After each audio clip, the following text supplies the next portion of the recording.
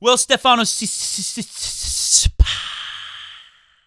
Tsitsipas backed up the biggest win of his life after beating Roger Federer in the round of 16, just like Roger Federer did so long ago, 2001, in the round of 16 of Wimbledon. He beat the defending champion at age 20, Pete Sampras, who happened to be the GOAT of the day with 14 Grand Slam titles. That was the record back then.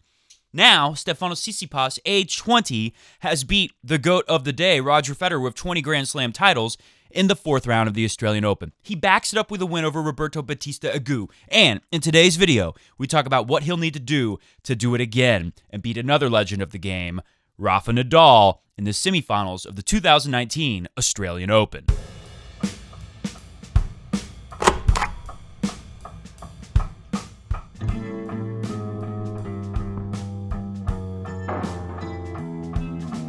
Today's very special. We're going to do 2 videos today. One about this match coming up with Rafa.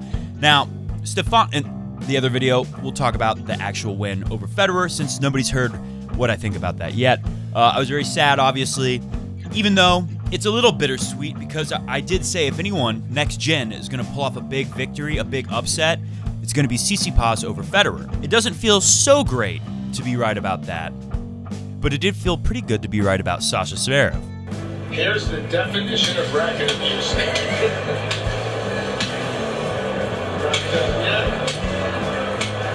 That's called getting your money's worth. So this video is all about the matchup coming against Rafa, the semifinals, Tsitsipas, Rafa Nadal. The other semifinal, we don't know what that is yet. We'll talk about that tomorrow. I'm guessing it's going to be Milos Raonic and Novak Djokovic. At the end of the video, you can click on the screen and watch my video about Tsitsipas and Federer's match. But let's get into this video. So Stefanos had an advantage when he played Roger, and originally I thought it was more of an advantage for Roger, having seen the Tsitsipas game up close and personal at the Hopman Cup, where Roger beat him in 2 close tiebreaker sets. But now, in retrospect, I think it was more valuable for Stefanos to have played Roger. It maybe would have been a little harder for him to step out on such a big court, such a big moment, Rod Laver Arena, and play the legend of the game, Roger Federer, if he didn't have that experience of having just played with him only a couple weeks earlier. Lucky for Stefanos, he does have the experience playing on a fairly big stage, the Masters tournament in Canada against Rafa Nadal. And it was in the final, so it was a big occasion. It was Stefanos' 20th birthday. Oh, and speaking of birthdays, I can't not point out to you that Stefanos and Roger, so much in common. The belief in oneself and one's game, the desire to attack, to play close to the baseline, take the ball early, to move into the net, to finish your opponent. The backhand, the one-handed backhand, the powerful forehands that have so much variety and so much usefulness. They're able to do so much damage to you from anywhere on the court with the forehand. The serve, the way that they both are such good spot servers. Obviously, Stefanos hasn't proven to be as great of a server as Roger yet, but give him a little time, he might just do it. And Roger Federer's birthday, August 8th. He is a Leo. Stefanos Tsitsipas' birthday, August 12th. He is a Lenny. He's a Leo too. Get it, a Leo and a Lenny? So the one thing, where am I going with this, Matt? I thought the other video was about Roger and Tsitsipas. Yes, that other video is this. This is about Rafa. My point to you is that the Stefanos Tsitsipas game plan, and do I still have it here? Here was Craig O'Shaughnessy's game plan that he made for Roger Federer to keep winning at the Aussie Open. Guess what? It's the same game plan that Stefanos Tsitsipas is going to need to use to beat Rafa Nadal. Number 1 on Craig O'Shaughnessy's list was the most important to me, and that is something that Tsitsipas is now doing.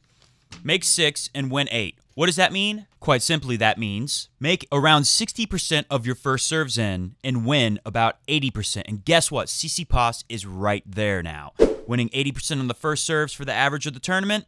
And he is somewhere, I can't remember exactly the number, but he is somewhere in the 60% range of getting the first serve in. This is very good news for Stefanos Tsitsipas. And another thing that we can learn from studying the stats from that day, he lost straight sets, but a very close tiebreak second set where Stefanos was actually down 6-2, 5-3, love 15 on his own serve. Manages to come back against Rafa and force a tiebreaker where he did have the mini break and did have his chances if he would have been a little bit better about one of those things Craig O'Shaughnessy's talked about for Roger.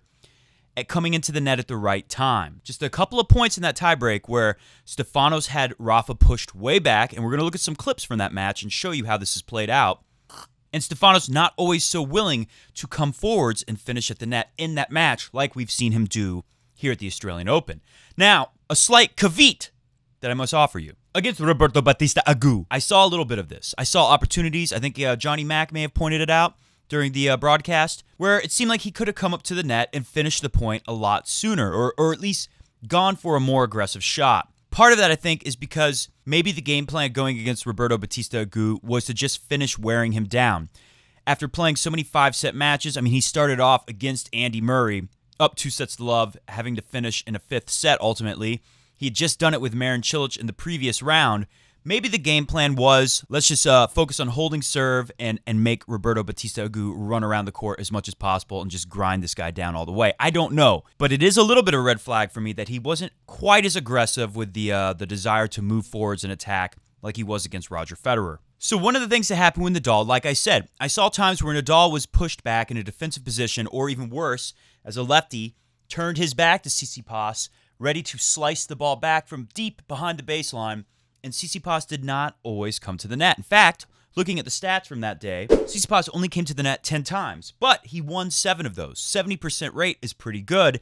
I would say he should have done it a little more. Another interesting thing to me on that day is look at how Rafa was able to win a lot more points on his serve. 94% on the first versus 71 for Tsitsipas. 60 versus 52 on the second serve. But they both got that 56% first serve in, same number. But look at returned serves. 86%. That's how often Tsitsipas is able to get the Nadal serve back in play versus 78% from Nadal. This court is slower, and it's bouncing higher than what we're going to see at these night matches.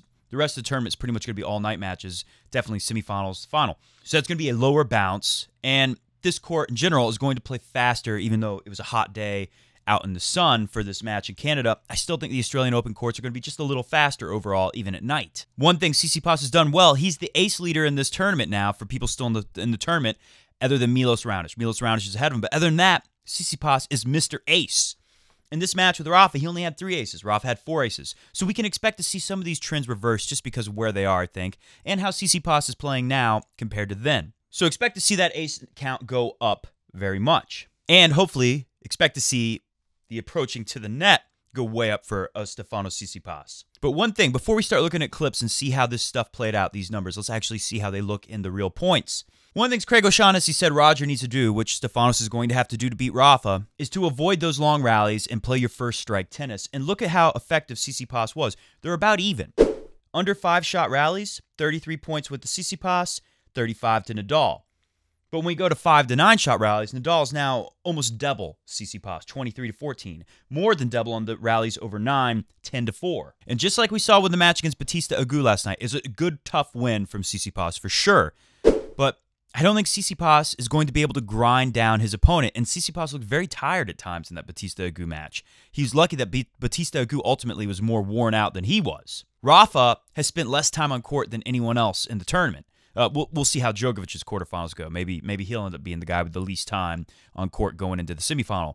But going into the quarterfinals, Rafa had the least amount of time on court, whereas Tsitsipas was one of the longer time spent on court total for all the matches combined. So I don't think it's going to be a good strategy for Tsitsipas to try to wear down Rafa and just make him run all over the place. He's going to have to strike, and he's going to have to do, just like the Craig O'Shaughnessy plan for Federer, he's going to have to do first strike tennis and not let the rallies go too long.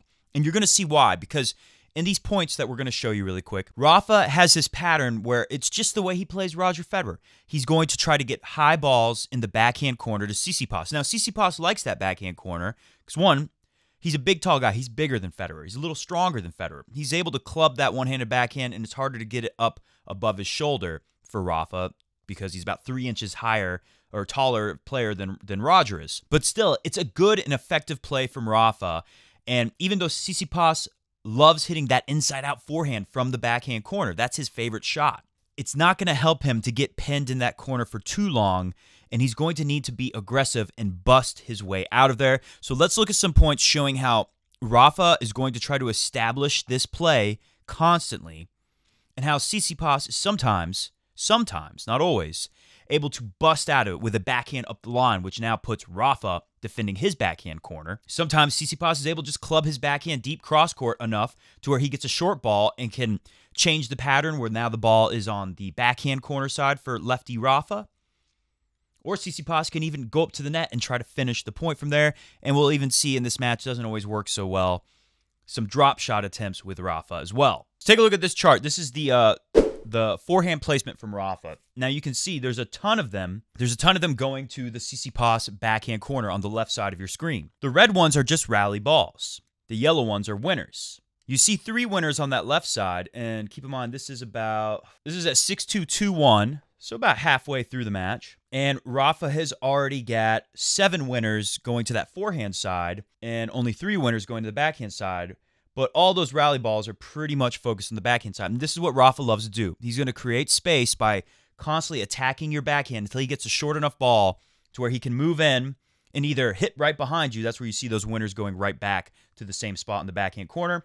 Or he can redirect it up the line for a pretty easy winner for Rafa. Another thing we'll see Rafa do is do it right off of the serve. He's going to serve a lot to the backhand. Really quick. Take a look at the serve placement. This is from the match against Tiafoe last night. It's about 43 minutes into the match. Rafa has not hit a single serve at the body yet. Rafa is really committed to going for the flat bombs wide up the tee and avoiding the at-the-body serve. And he's done pretty well with it. We've looked at the stats throughout the tournament. We've seen that Rafa is winning about 8% more on first serve, and he's getting more first serves in somehow, which is kind of amazing if you think about it. But against Tiafoe, all the serves are either 60% wide. We know he's going to hit that slider wide a lot in the ad court.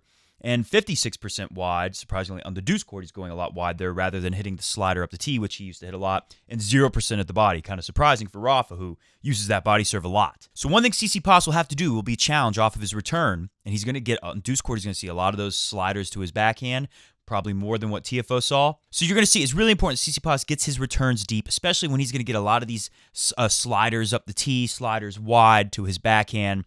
Let's take a look at Rafa using his serve to go after the Tsitsipas backhand, looking to get a short ball and attack right away. Now here's a serve at the body from Rafa. And right away, he's got his forehand up the line. To matches. Here goes attacking the backhand, short ball, hits right behind him.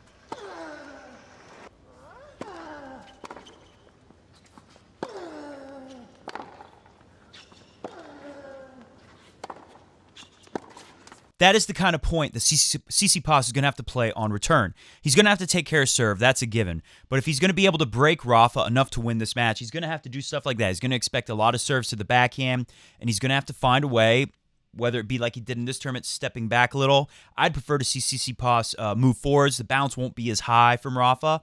So it might be a little easier to step in, although one problem for Tsitsipas is Roger is so good at that step in and block back return. Tsitsipas doesn't use that return quite as much, not as good at it, and tends to try to take a full swing at his return. But with that said, Tsitsipas is a great problem solver we've seen in the last year. Well, we really got to see him play a lot last year. He tends to figure out when things aren't working and change it up. Again, kind of like Roger Federer. But the key here, whether he steps in and blocks it or he steps back and tries to take a full cut at the ball, Tsitsipas is going to need to try to get that return deep and try to get up on the baseline and stop Rafa from bullying him and getting into the same pattern. Let's take a look a little more of Rafa kind of having his way with this pattern of play that even though it's Tsitsipas' favorite spot on the court to get in that corner and hit inside-out forehands, Federer likes to do it too. You know, Federer loves inside-out forehand, and he can take the backhand up the line like Tsitsipas. They both are going to have to fight their way to get out of it right away and move forwards and make these points short. The backhand again, this one's short, and that's not going to work with Rafa. Not the worst return from Tsitsipas. I mean, he's kind of put a little air under it and float it fairly deep, but again, if it's not to the backhand of Nadal and he's able to run around it, it went towards his backhand, but it was not fast enough, deep enough to force Nadal to hit a backhand. If Nadal's able to run around and hit a forehand and it's not all the way floating back to the baseline, you're going to get hurt off the first ball. Second serve, where's it going to go? Backhand, of course. Fairly deep, not deep enough. Oh, how's he found that angle? Challenges, spoiler alert, it's in. Second serve after trying to go to the Tsitsipas backhand. Same spot on the second. Good return, deep. Now Tsitsipas is in that corner. Now we're at that spot where it's past 5 shots. Even though Tsitsipas doesn't make that shot, I like that play. I like that he's going to get out of that pattern and not let Rafa just kind of grind him down and eventually get the short ball from hammering the backhand side. This is an interesting matchup between Nadal and Tsitsipas. Again, it is like the Federer matchup. We compare Tsitsipas to Federer a lot. But Tsitsipas, a little more size, arguably a little more power, maybe better equipped to stand up to Rafa. And I'd say that court in Canada, a little higher bouncing, a little slower. In Australia, this might work out for Tsitsipas. So before we end today's video, let's find a couple examples of Tsitsipas finding a way out. We've already seen one point where he did a good job of getting out and doing the reverse bully pattern, I like to call it. Let's see if we can find some more examples of Tsitsipas fighting his way out of the pattern. So Tsitsipas is in this pattern, but look at how he's able to change it up. He's able to fight out it with the backhand up the line. Now, he's hurting Rafa on his backhand. Now, Rafa, look at how he's way out of the point there. Should have moved into the net. He ultimately does come into the net in the next ball, but it's the wrong ball. Now, he could have easily been 8 for 10 on approaches to the net had he gone when we saw Rafa with his back turn going for the slice. Had Tsitsipas moved in at that time, I'm sure he would have been able to finish that point. But you see in that point how he's able to disrupt it. From that corner, from that backhand corner, he's able to take the backhand up the line. Now all of a sudden he's using his better weapon, his forehand, and dictating towards the Rafa backhand. He's broken out of the pattern and done it right back to Rafa. So look in their match tomorrow.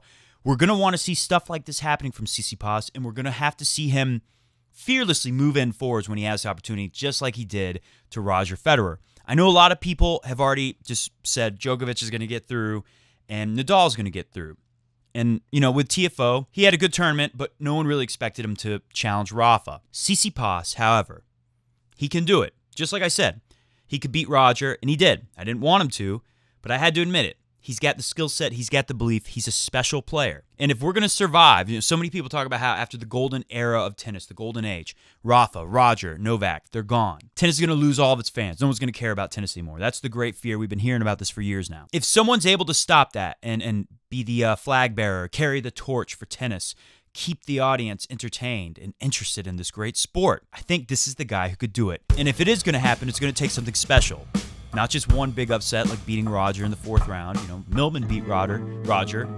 Kevin Anderson beat Roger. Those guys didn't set the tennis world aflame, maybe temporarily. But Tsitsipas could have some serious staying power in this sport. He's got the game, he's got the personality, and if he is able to pull this off and beat Rafa, go to the final, potentially play Djokovic, it's been a long time since someone beat Roger and Rafa in the same tournament. It doesn't happen very often. Imagine a scenario where a young player beats Roger, Rafa, and then goes up against Novak Djokovic in the final. If he somehow managed to win that, I know I'm getting ahead of myself. It's an exciting time for tennis fans, though. Comment down below what you think about that. Comment down below if you see any patterns or anything that maybe I missed, anything that we should be looking for going into this match. I do believe Stefanos Tsitsipas can pull off another upset and beat Rafa Nadal, but it's going to take a lot, and it's going to take a little bit of what we talked about in today's video. So hey, click up there if you want to see me break down. We'll dissect Roger Federer's loss, and we'll address all the new haters who are popping up saying that Roger needs to retire all over again. See ya!